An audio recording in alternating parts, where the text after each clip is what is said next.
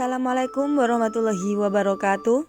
Saya Rodiatul Istiana, CGP Angkatan 9 dari UPT Satuan Pendidikan SDN Jogosari II Pandaan, Kabupaten Pasuruan, Provinsi Jawa Timur.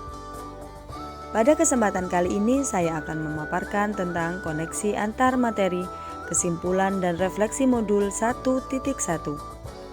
Kata pendidikan dan pengajaran sering dipakai bersama-sama.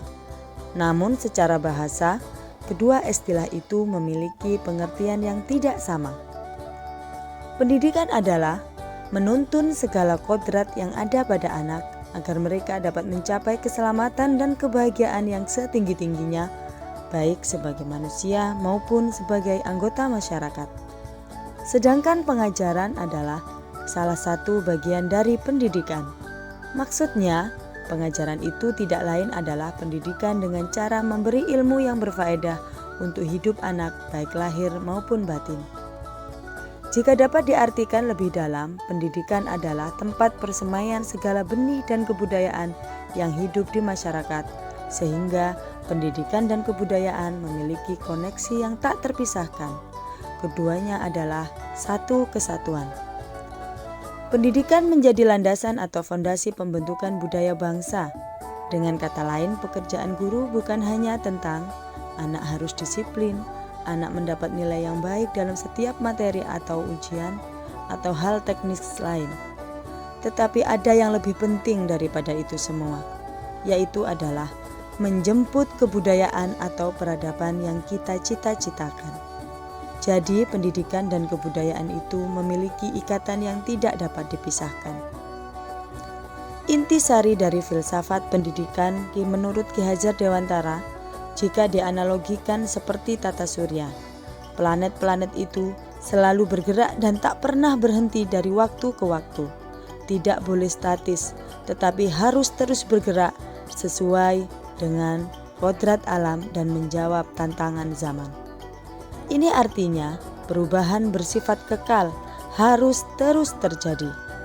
Selain itu, pada tata surya semua bendanya tidak ada yang sama, baik ukuran, bentuk maupun warna. Artinya, ini mengandung keragaman yang memiliki karakteristik masing-masing. Sama halnya dengan pendidikan. Ada kebudayaan yang seperti Merkurius, ada juga yang seperti Venus, sehingga tidak bisa disamakan. Jadi, jika ada pertukaran kebudayaan itu bukan bertujuan untuk menyamakan, namun menguatkan identitas masing-masing. Dalam kebudayaan ini akan terus berputar dan bergerak, tapi dalam sumbu yang sama, yang menjadi pusat seluruh kebudayaan mengorbit, yaitu nilai-nilai kemanusiaan. Sama juga dengan pendidikan, anak tidak pernah ada yang sama. Bahkan anak kembar pun tidak sama, atau bahkan mungkin anak kembar siam sekalipun tidak ada yang sama, karena fitrah dari Allah adalah keberagaman. Menurut Ki Hajar Dewantara, biarkan anak-anak ini tumbuh dengan keunikannya sendiri, ibarat planet yang bergerak dengan kecepatan, orbit dan ceritanya masing-masing. 3 kerangka perubahan menurut Ki Hajar Dewantara.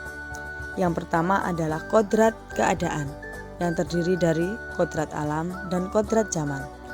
Yang kedua adalah prinsip perubahan, yaitu asas trikon, kontinuitas, konvergensi, dan konsentris. Yang ketiga adalah budi pekerti, yang meliputi olah cipta, olah rasa, olah karsa, juga olahraga.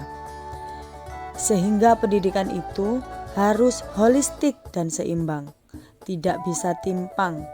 Jika semua dilakukan seimbang, maka akan terjadi kesempurnaan budi pekerti membawa anak pada kebijaksanaan. Pembelajaran di kelas sebelum mempelajari modul tentang pemikiran Ki Hajar Dewantara, diantaranya adalah berpusat pada guru, masih menggunakan metode belajar ceramah, juga tuntutan materi yang harus selesai. Namun, setelah mempelajari modul tentang pemikiran Ki Hajar Dewantara, kita dapat melakukan kemajuan, yakni pembelajaran yang berpusat pada anak, memilih metode pembelajaran yang lebih variatif, juga lebih menuntun anak sesuai kodratnya. Dan setelah mempelajari modul 1.1, saya berusaha untuk menjadi guru yang menuntun, yang bermakna mengarahkan kekuatan kodrat tumbuh atau hidup anak supaya memperbaiki tingkah lakunya. Yang kedua adalah yang memerdekakan, yang memiliki makna bahwa merdeka dalam arti tidak bergantung pada orang lain, mandiri, bebas menentukan apa yang mereka senangi atas kegiatan yang ada dengan setiap mengacu pada tuntunan. Yang ketiga adalah yang berpihak kepada anak, berarti memposisikan saya sebagai pendidik untuk menghargai keberadaan anak, memberikan dengan ikhlas sesuai kebutuhan belajarnya, bukan memaksakan untuk mengikuti apa yang saya mau. Yang keempat adalah bukan tabula rasa, yang artinya anak itu bukan kertas kosong tanpa coretan sama sekali yang bisa digambar sesuai keinginan orang dewasa. Tetapi seorang anak itu lahir dengan kekuatan kodrat yang masih samar-samar, dan tujuan pendidikan adalah untuk menebalkan garis samar-samar itu agar dapat memperbaiki lakunya untuk menjadi manusia seutuhnya, sehingga budi pekerti sebagai hasil dari tujuan pendidikan yang diharapkan bisa terwujud. Demikian yang dapat saya sampaikan pada video kali ini. Terima kasih, semoga bermanfaat. Salam guru penggerak, tergerak, bergerak, menggerakkan, dan siap menjadi agen perubahan. Wassalamualaikum warahmatullahi wabarakatuh.